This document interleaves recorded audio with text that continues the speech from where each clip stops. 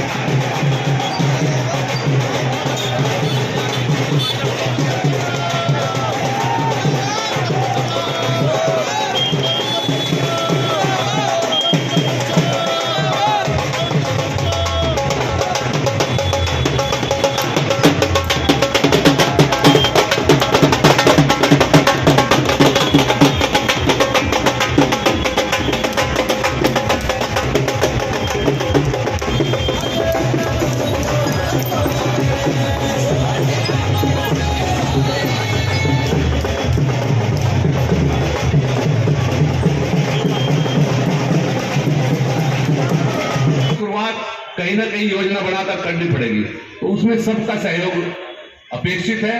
आप सब लोग सहयोग के साथ खड़े होंगे तो निश्चित रूप से हम आगे बढ़ेंगे।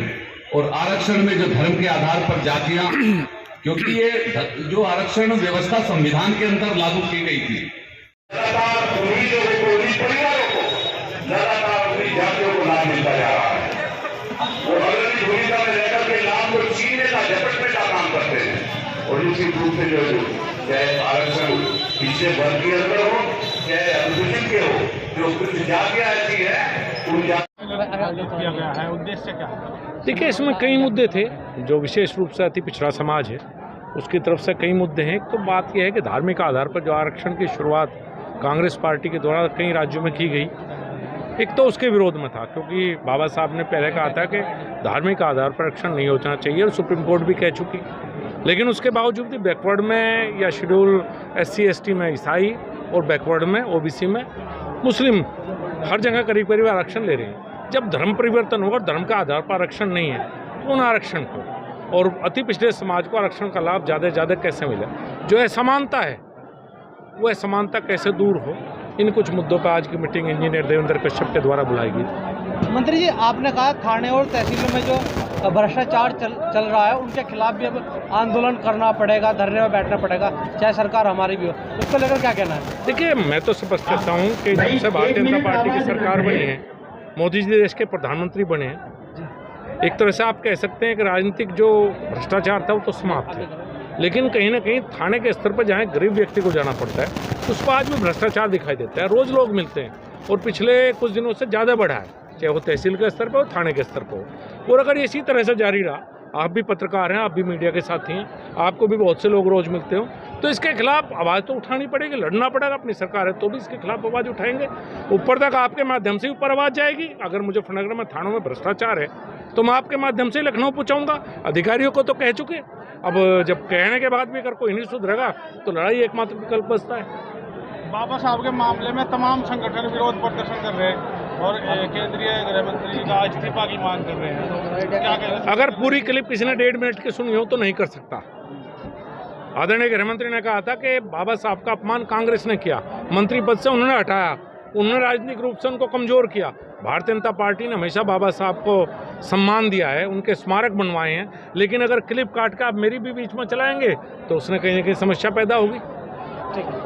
सम्मेलन किया है, क्या इसका उद्देश्य है? सामाजिक न्याय सम्मेलन हमने किया, जिसमें मुख्य अतिथि के रूप में हमारे माननीय संजीव बालियान जी, पूर्व केंद्रीय मंत्री, जिलाध्यक्ष जी, भारतीय जनता पार्टी सुधीर सैनी जी आए। और इसका उद्देश्य यही है कि जो हमारा संविधान जब बना, आज बाबा साहब अम्बेडकर को कांग्रेस कह रही है, तो सबसे ज़्यादा अपमान तो बाबा साहब का कांग्रेस ने किया, क्योंकि धर्म के आधार पर हमारे संविधान में आरक्षण की व्यवस्था नहीं है। कांग्रेस ने धर्म के आधार पर आरक्षण दिया, मुस्लिमों का आरक्षण नहीं दिया जा सकता। आज़ादी के बाद कई राज्यों में दिया गया। तो आज ये जो फर्जी काम कर रहे हैं कांग्रेस वाले, इसको लेकर हम अपने लोगों को गांव-गांव जगा रहे हैं कि जो सामाजिक न्याय का अर्थ यही है, जो दबे कुचले लोग हैं उनको कैसे गैर बराबरी से बराबरी पे ले जाए। इसीलिए ये सामाजिक न्याय सम्मेलन किया गया और ये मूवमेंट अब गाँव-गाँव जाएगा। अब गाँव-गाँव हम चौपाल लगाएंगे, गाँव-गाँव बताएंगे कि धार्मिक आधार पर आरक्षण नहीं हो सकता। मजबूत जाति और कमज़ोर जाति को उनके बराबर लाने के लिए सरकार मोदी जी ने और योगी जी ने सबसे ज़्यादा काम किया। भारतीय जनता पार्टी ने सामाजिक न्याय समिति बनाई, राघवेंद्र कमेटी बनाई, रोहिणी कमीशन बनाया। तो भारतीय जनता पार्टी इस मामले में सीरियस है और अति पिछड़े और अति दलितों के लिए काम कर रही है। हरियाणा में करके दिखाया। नायब सिंह सैनी जी ने नरेंद्र मोदी जी के नेतृत्व में अति पिछड़ों का तो आरक्षण वहाँ अलग है ही है, दलितों का भी अभी 18 सितंबर को 2 हिस्सों में बांटा। मजबूत दलित और कमजोर दलित, ये शुरुआत भारतीय जनता पार्टी ने की। जरूरत है इसकी? बिल्कुल, पूरे देश में जरूरत है। सामाजिक न्याय का अर्थ वो है, जैसे आप घर में अचार डालते हैं और शीशे के डब्बे में जब अचार डालते हैं तो जब उसमें तेल भरते हैं आधे तक, तो 1 हफ्ते बाद चेक करोगे तो जहाँ तक तेल होगा वहाँ तक अचार गल जाएगा, ऊपर का नहीं गलेगा। तो हम क्या करते हैं, उसमें फटका मारते हैं, जिसको तेल मिल गया उसको ऊपर, जिसको नहीं मिला उसको नीचे, तो अगले 1 हफ्ते में वो बराबर हो जाएगा। तो पूरे सबको बराबर लाने के लिए सामाजिक न्याय के तहत सबको हिस्सा मिले। अब हम पैदल मार्च के तहत राजकीय इंटर कॉलेज में जाएंगे और इस मांग को अब चौपाल लगाकर गांव-गांव सामाजिक न्याय चौपाल लगेगी। और मंत्री जी आए, हम उनका धन्यवाद करते हैं। इस लड़ाई में उन्होंने हमारा सहयोग किया। भारतीय जनता पार्टी के नेताओं का धन्यवाद करते हैं। क्षेत्र से आए हुए सभी लोगों का, सभी समाज का हम धन्यवाद करते हैं। लड़ाई ऐसे चलती रहेगी। धन्यवाद।